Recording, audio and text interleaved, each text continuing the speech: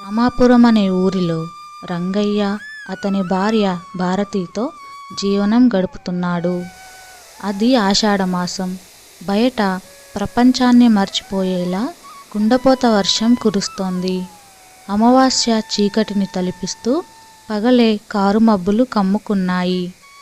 రంగయ్య బయట అరుగుమీద కూర్చొని భయపెడుతున్న వానని, ఆ వానలో తడిసి ముద్దవుతున్న తన 2 ఎకరాల పొలాన్ని తలుచుకొని బాధపడుతున్నాడు. అతని గుండెల్లో ఆందోళన. చేను మీద పడుతున్న ప్రతి చినుకు గొడ్డలి వేటులా అనిపిస్తోంది. లోపల వంటింట్లో కట్టెల పొయ్యి మీద భారతి చపాతీలు కాలుస్తుంది. పొగ కళ్ళకు తగులుతున్నా ఆ వేడికి అలవాటు పడిన ఆమె ముఖంలో ఎలాంటి అలసట లేదు. 10 ఏళ్ల రవి, 8 ఏళ్ల కుమారి పొయ్యి పక్కనే కూర్చొని చలి కాచుకుంటూ అమ్మ ఎప్పుడు పిలుస్తుందా అని ఆశగా చూస్తున్నారు. అమ్మ, ఇంకెంతసేపు? బాగా ఆకలిగా ఉంది. అయిపోయింది నాన్న, ఒక్క 5 నిమిషాలు. కుమారి, వెళ్ళి నాన్నని పిలుచుకురాపో. నాన్న కోపంగా ఉన్నాడమ్మా, నేను వెళ్ళను. రంగయ్యది పైకి కోపమే కాని మనసు వెన్న. పంట గురించి ఆందోళన పడుతున్నాడని భారతికి తెలుసు. సరేలే, నేనే పిలుస్తాను, మీరిద్దరూ కంచాలు సిద్ధం చేసుకోండి అంటూ ఆమె లేచి బయటకు వెళ్ళింది. ఇంతలో బయట కుక్కలు అరవడం మొదలుపెట్టాయి. ఆ అరుపులకు తోడు ఆ హోరు వానలో ఎవరో ఇంటికి వస్తున్నారు. రంగయ్య అరుగు మీద నుంచి లేచి, ఎవరది ఈ వర్షంలో అని గట్టిగా అరిచాడు. భారతి వాళ్ళని చూసి గుర్తుపట్టింది. మా మేనమామ కొడుకు రాఘవయ్యలా ఉన్నాడే, పక్క ఊరి నుండి వస్తున్నట్టున్నాడు పాపం ఈ వర్షంలో అంటూ బయటకు నడిచింది. దాంతో రంగయ్య ముఖం చిటచిటలాడింది. హోరు వానలో కూడా చుట్టాల? ఉన్న తిండి మనకే సరిపోయేలా లేదు, ఇప్పుడు వీళ్ళకి నేనేం పెట్టాలి అని గొనుక్కున్నాడు. అతని గొనుగుడు భారతి చెవిలో పడినా ఆమె విననట్లే నటించి, వస్తున్న రాఘవయ్య, అతని భార్య, పిల్లలు పూర్తిగా తడిచిపోయి చలికి వణుకుతూ నిలబడ్డారు. వాళ్ళను చూసి భారతి బాధపడుతూ, అయ్యో రాఘవయ్య, బాగా తడిచిపోయారు, త్వరగా ఇంట్లోకి పదండి అంటూ వాళ్ళని ఆప్యాయంగా ఆహ్వానించింది. రంగయ్య అయిష్టంగానే వాళ్ళ వైపు చూసి నవ్వాడు. ఆ 4 అతిథులు ఇంట్లోకి అడుగు పెట్టడంతో ఆ చిన్న ఇల్లు ఒక్కసారిగా కిక్కిరిసపోయింది. రాఘవయ్య ఇబ్బందిగా నవ్వి, ఏమనుకోకుండా తిరుగు ప్రయాణంలో వానకు చిక్కుకుపోయాము, మీ ఇల్లు దగ్గర కదా అని వచ్చేశాము అన్నాడు. రంగయ్య ముఖంలో ఎలాంటి భావన పలకలేదు. సరేలే, జరిగిందేదో జరిగింది, కాసేపు విశ్రాంతి తీసుకోండి అని భారతి అంది. లోపల వంటింట్లో ఉన్న రవి, కుమారి కొత్తగా వచ్చిన పిల్లల్ని వింతగా చూస్తున్నారు. వాళ్ళ ప్రపంచంలోకి కొత్త మనుషులు వచ్చినందుకు సంతోషంగా ఉన్న నాన్న ముఖం చూసి భయపడ్డారు. అందరూ కూర్చొని కాసేపు మాట్లాడుకుంటూ ఉండగా భారతికి అసలు సమస్య గుర్తొచ్చింది. అయ్యో, వంట 4 చేశానే, ఇప్పుడు వీళ్ళందరికీ ఏం పెట్టాలి అని మనసులో అనుకుంది. ఆమె రంగయ్య వైపు ఆందోళనగా చూసింది. రంగయ్య కళ్ళతోనే ముందే చెప్పాను అన్నట్టుగా సైగ చేశాడు. భారతి ఒక్క నిట్టూర్పు విడిచి మళ్ళీ పొయ్యి వైపు నడిచింది. ఆమెకు తెలుసు అతిథులను గౌరవించడం ఆమె బాధ్యత అని. భారతి మళ్ళీ పిండి కలపడం మొదలుపెట్టింది. ఉన్న గోధుమ పిండితో మరికొన్ని చపాతీలు కాల్చింది. ఉన్న కొద్దిపాటి కూరలో నీళ్లు పోసి మరి కాసేపు మరిగించింది. రుచి ఎలా ఉన్నా కడుపు నింపడం ముఖ్యంగా భావించింది. రంగయ్య అక్కడే కూర్చొని చుట్టాలతో అయిష్టంగా మాట్లాడడం మొదలుపెట్టాడు. పంటలు అన్నీ ఎలా ఉన్నాయి రాఘవ? ఏం చెప్పమంటావు అన్నా, ఈ వానలకు అంతా నాశనమయ్యింది. పత్తి చేతికొచ్చే సమయంలో ఇలా దెబ్బ కొట్టింది అని రాఘవయ్య తన బాధను చెప్పుకున్నాడు. రాఘవ భార్య భారతికి ఏమైనా సాయం చేద్దామని వంటింట్లోకి వచ్చింది. వదినా, నేనేమైనా సాయం చేయనా? అయ్యో వద్దమ్మా, నువ్వు ప్రయాణం చేసి అలసిపోయి ఉంటావు, వెళ్ళి హాయిగా కూర్చో అంటూ వారిద్దరి మధ్య మాటలు కలిశాయి. ఊరి బాగోగులు, పిల్లల అల్లరి, సంసార కష్టసుఖాలు అన్నీ పంచుకున్నారు.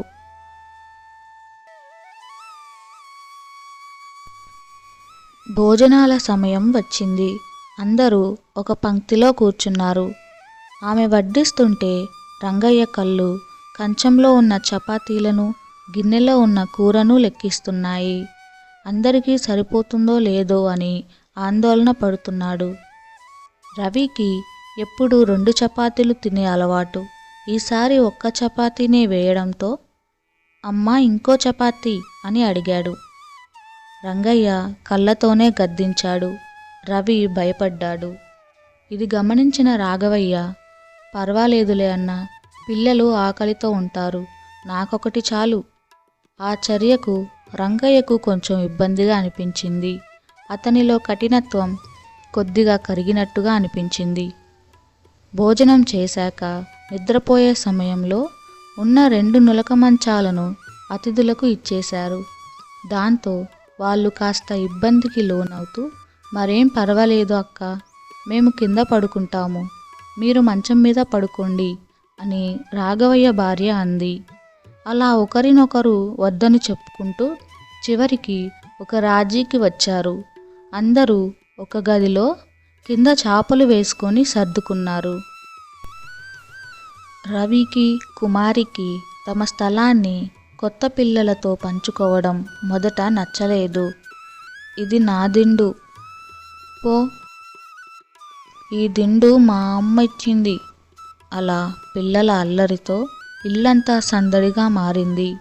రంగయ్యకు మాత్రం తల పగిలిపోతున్నట్లుగా అనిపించింది. వామ్మో, ఈ రాత్రి తొందరగా గడిచిపోతే బాగుండు అని మనసులో అనుకున్నాడు.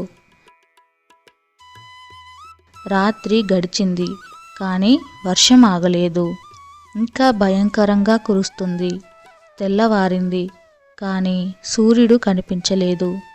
రంగయ్య లేచి చూసేసరికి వాకిలి అంతా నీటితో నిండిపోయింది. రాఘవయ్య వాళ్ళు ఈరోజు కూడా వెళ్ళేలా లేరని అతనికి అర్థమైపోయింది. ఇంట్లో నిన్నటికే సరుకులు నిండుకున్నాయి. ఇప్పుడు ఏం చేద్దాం అన్నదే పెద్ద ప్రశ్న.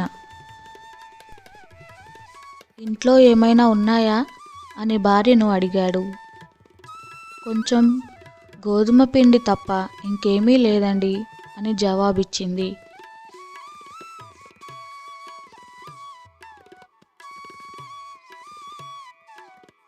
రంగయ్య తల పట్టుకొని కూర్చున్నాడు. అతని ముఖంలో ఆందోళన చూసి రాఘవయ్య అతని దగ్గరకు వచ్చాడు.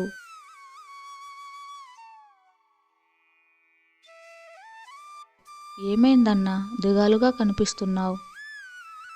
ఏం లేదులే రాఘవ, ఈ వాన చూస్తుంటే విసుగ్గా ఉంది అని అసలు విషయం దాటివేశాడు. అంతలో రాఘవయ్య కొడుకు ఆడుకుంటూ వంటింట్లో ఉన్న గోధుమ పిండి డబ్బాను కింద పడేశాడు.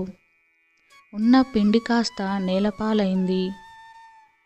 ఇక రంగయ్య సహనం నశించింది. దాంతో అతను గట్టిగా, ఏమిట్రా ఈ అల్లరి, కనపడలేదా నీకు? ఉన్న ఆ కాస్త పిండిని కూడా పాడు చేశారు అని ఆ పిల్లవాడి మీద అరిచేశాడు. ఆ పసివాడు భయంతో ఏడవడం మొదలుపెట్టాడు. రాఘవయ్య భార్య పరిగెత్తుకుంటూ వచ్చి కొడుకుని దగ్గరికి తీసుకుంది. రాఘవయ్య ముఖం చిన్నబోయింది. క్షమించండి అన్నా, వాడు చిన్నపిల్లాడు, తెలియక చేశాడు. ఆ మాటలకు రంగయ్య మరింత రెచ్చిపోయాడు. తెలియకపోతే ఇంట్లో కూర్చోబెట్టాలి, నిన్నటి నుండి చూస్తున్నా, ఒకటే గోల, ఉన్న చోట ఉండకుండా ఇల్లంతా పాడు చేస్తున్నారు. అసలే తిండికి లేక చస్తుంటే ఈ చుట్టాల గోల ఒకటి అని మనసులో ఉన్నదంతా కక్కేశాడు. ఆ మాటలు సూటిగా రాఘవయ్య దంపతులిద్దరికీ గుండెల్లో గుచ్చుకున్నాయి. ఇద్దరి కళ్ళల్లో నీళ్లు తిరిగాయి. ఏంటండి ఆ మాటలు? ఎందుకలా మాట్లాడుతున్నారు? పిల్లల మీద అలా అరుస్తారా అని భర్తను మందలించింది భారతి. రాఘవయ్య బాధను దిగమింగుకొని, మేము మీకు చాలా భారం అయ్యామన్నా. ఈ వాన తగ్గగానే వెళ్ళిపోతాము. మిమ్మల్ని ఇబ్బంది పెట్టినందుకు మన్నించండి అని చేతులు జోడించాడు. ఆ దృశ్యం రంగయ్యను ఒక్కసారిగా కదిలించింది. తాను ఎంత తప్పుగా మాట్లాడాడో అతనికి అర్థమయ్యింది. ఆపదలో ఉన్నామని వచ్చిన వారిని ఆదుకోకపోగా మాటలతో గాయపరిచామని, తన తండ్రి నేర్పిన సంస్కారాన్ని మర్చిపోయి ఇలా ప్రవర్తించినందుకు సిగ్గుతో తలదించుకున్నాడు. అప్పుడే రాఘవయ్య తాను ఎంతో కష్టించి సంపాదించిన డబ్బులోంచి కొంత డబ్బు తీసి రంగయ్య చేతిలో పెట్టబోయాడు. ఈ డబ్బు తీసుకో అన్నా, మా వల్ల నీకు అధికంగా ఖర్చయింది, దయచేసి కాదనొద్దు. చిచి, ఏం పని రాఘవ ఇది? నువ్వు నన్ను మరింత దోషిని చేస్తున్నావు. నేనేదో కోపంలో అలా అన్నాను, కానీ నా మనసులో అది లేదు. దయచేసి నన్ను క్షమించు. ఆ క్షణంలో రంగయ్య కళ్ళల్లో పశ్చాత్తాపం కనిపించింది. పర్వాలేదులే అన్నా, కష్టాల్లో ఉన్నప్పుడు మనిషికి కోపం రావడం సహజం. నేను అర్థం చేసుకోగలను అని ఓదార్చాడు రాఘవయ్య. ఆ సంఘటన తర్వాత ఇంట్లోని వాతావరణం పూర్తిగా మారిపోయింది. రంగయ్య మనసు తేలిక పడింది. తన తప్పును తెలుసుకున్నాడు. అప్పుడు రంగయ్య భారతితో పక్కింటి రాజారావు గారి దగ్గరకు వెళ్ళి, కొన్ని బియ్యం అప్పుగా తీసుకునిరా, చుట్టాలు ఆకలితో ఉండకూడదు.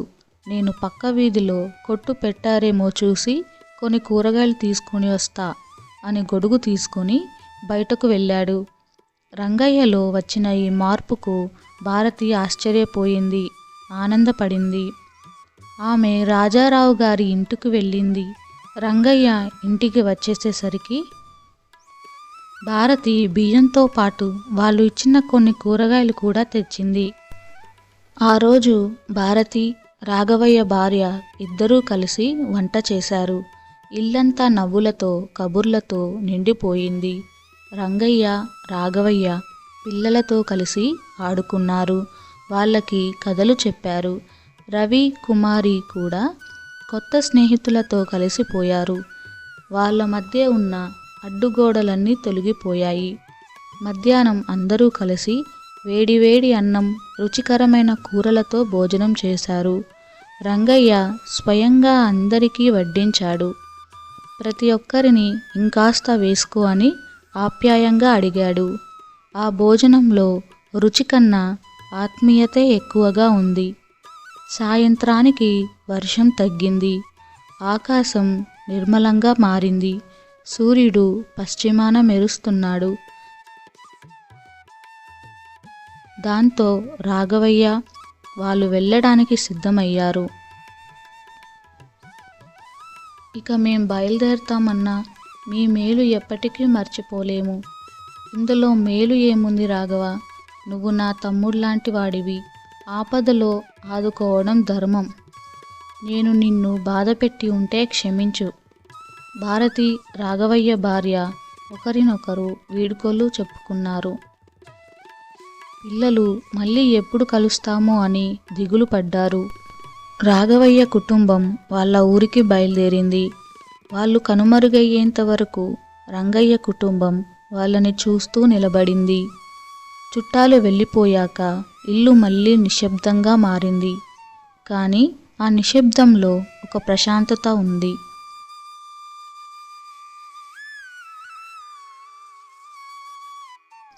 రాత్రి భోజనం చేస్తూ రవి తండ్రిని ఇలా అడిగాడు. చుట్టాలు రావడం మంచిదేనా? నువ్వు ముందేమో కోప్పడ్డావు, తర్వాత వాళ్ళతో సంతోషంగా గడిపావు. ఎందుకు? నిజమేరా, మొదట వాళ్ళు రావడం నాకు ఇష్టం లేదు. మన దగ్గర ఏమీ లేనప్పుడు వాళ్ళకి ఏం పెట్టాలా అని స్వార్థంగా ఆలోచించాను. కానీ తప్పు తెలుసుకున్నాను. మన దగ్గర ఉన్నదో లేనిదో ముఖ్యం కాదు, ఉన్నదాన్ని పంచుకోవడానికి మంచి మనసుండాలి. ఆపదలో ఉన్నవారికి సహాయం చేయడంలోనే అసలైన ఆనందం, సంతృప్తి ఉంటాయి. ఈరోజు మీ మావయ్య వాళ్ళు మనకు ఈ పాఠాన్ని నేర్పించారు. ఆ మాటలు రవి, కుమారి మనసుల్లో బలంగా నాటుకుపోయాయి.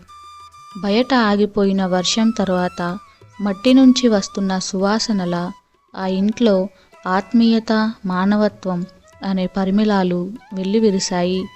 రంగయ్య ఆ రాత్రి హాయిగా నిద్రపోయాడు.